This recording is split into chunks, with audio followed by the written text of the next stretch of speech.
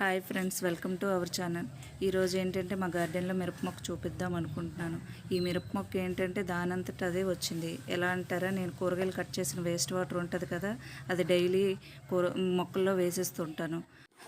ఆ వాటర్తో వచ్చిన మిరప మొక్కే ఈ మిరప మొక్క.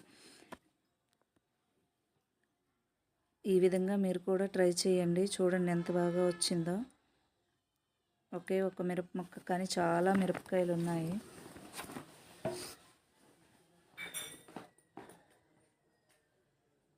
మీరు కూడా ఈ విధంగా చెయ్యండి, వాటర్ సేవ్ చేసినట్టు ఉంటుంది. మనం వాటర్ ఆ విధంగా వేస్తే మనకి ఇలా మొక్కలు కూడా వేస్ట్ వాటర్ వేస్తే మొక్కలు కూడా వస్తాయి. కూరగాయలు కట్ చేసిన వాటర్ని ఎప్పుడు కూడా వేస్ట్ చేయొద్దు.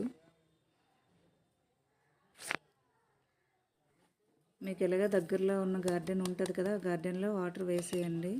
వేస్తే ఇలా ఈ విధంగా వస్తాయి. ఈ మిరప మొక్క అయితే దాని బాయ్ బాయ్ ఫ్రెండ్స్.